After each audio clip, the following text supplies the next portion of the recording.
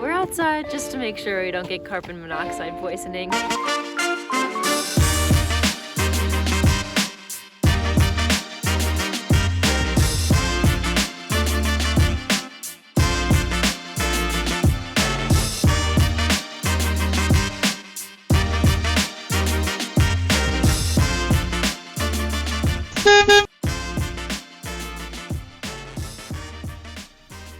Hi, my name is Sarah, aka Tiny, and along with 6 of my closest friends, Katie Ann, Winston, Maddie, Dorian, Mary, and James, we have decided to hit the road in an RV during the middle of a global pandemic.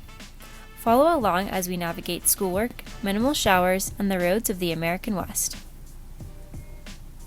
Today we're at the Grand Canyon!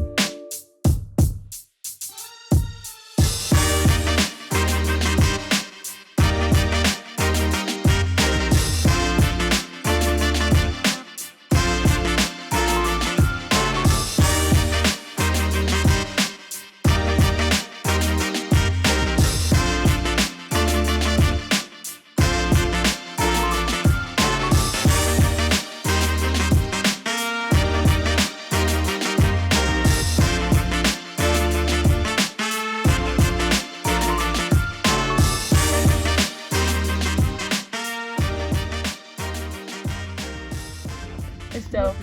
It's a lot bigger than I thought. So pretty cool. Grand Canyon is not real. Conspiracy theory. False.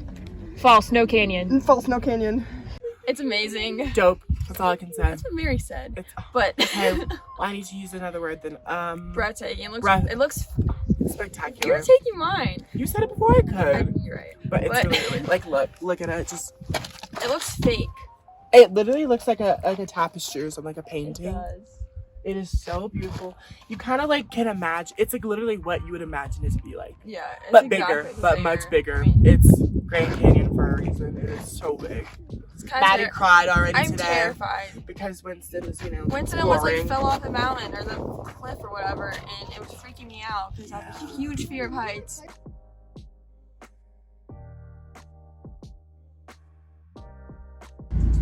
We're back from the Grand Canyon in the RV. We had to drive around a lot to find a place with service because we're all doing work right now. We have a lot to catch up on, but there's still like hardly any service anywhere.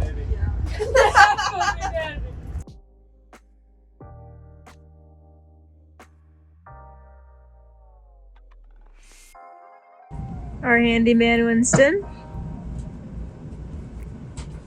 Oh my god, it must have unplugged on the bumpy road. It literally just unplugged, that's it. Freezing. The car. So we're inside doing homework and the carbon monoxide alarm went off. Yep. We think it's that. We don't know what it is. We're not really sure what the alarm is that's going off right now, but we're outside just to make sure we don't get carbon monoxide poisoning. Worry set in as we investigated further.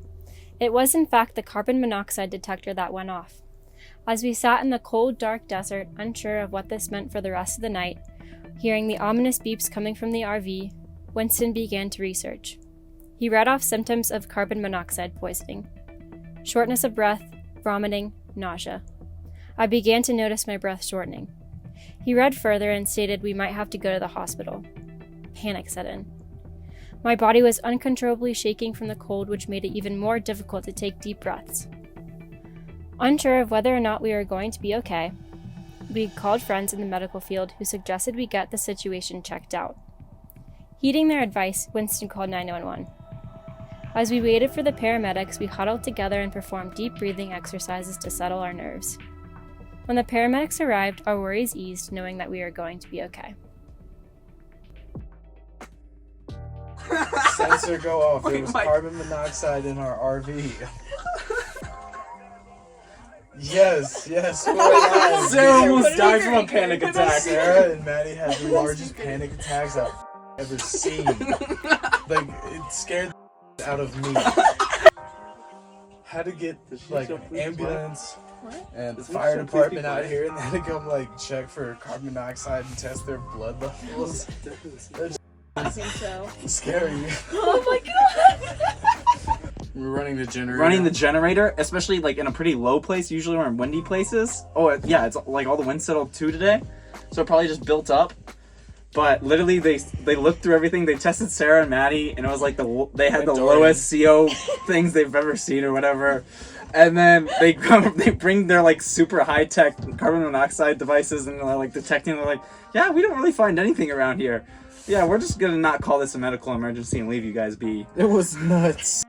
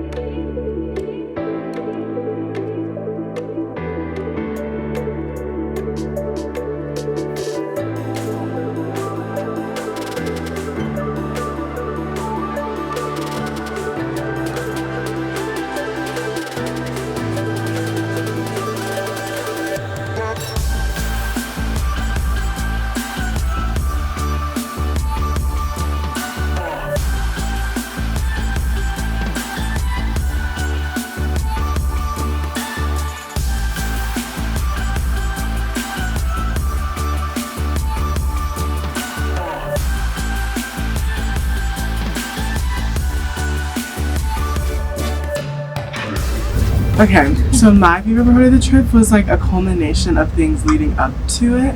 So, like, I'm not that big of a hiker, but I really enjoyed like all of the hikes and they were so much fun. But it was like super hot. But then the moment that Sarah told me that there was a pool that we were going to, that was probably one of my favorite moments. Because when we were going to the Sedona pool, That was amazing. and then the pool had this lookout. What were we looking at? It was Like Sedona Canyon. the Sedona canyons Or and just- stuff. Yeah. It was just, it was beautiful. And then also last night in Vegas. That's all. Okay, so mine was the second night. We hiked through the Ozarks and we came across this like beautiful waterfall. The water was like nice and pretty blue/green, and that was just like perfect. And so Angelic. yeah, and the water just felt amazing. We all went swimming, and then that night we all laid out on the flat rock and watched the stars, and it was really beautiful. And I will always remember that. But yeah.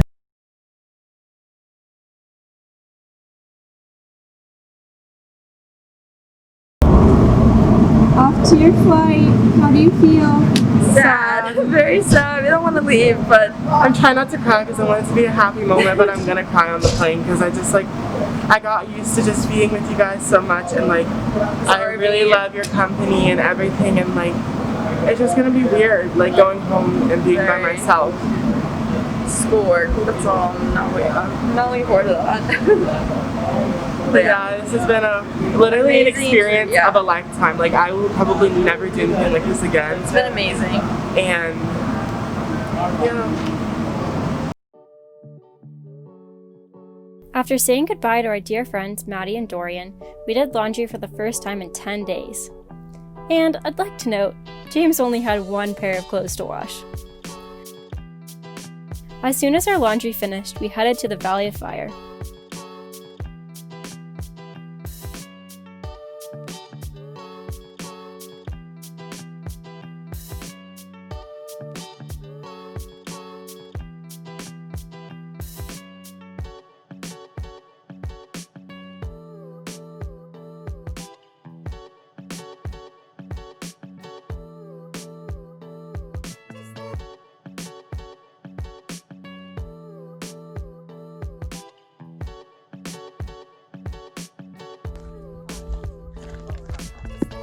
Hi, welcome to my home. This is my kitchen, my living room.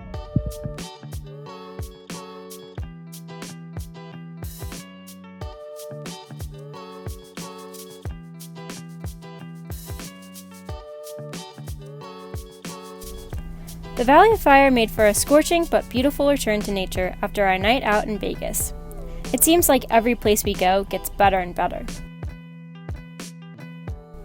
Our site was situated in the secluded valley surrounded by picturesque views of red rock outcroppings and the rolling desert. It became my favorite camping spot.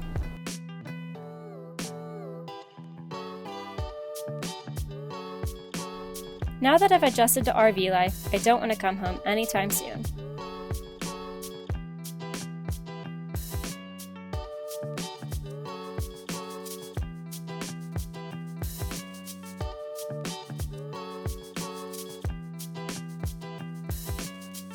Follow along to find out where we go next in Utah.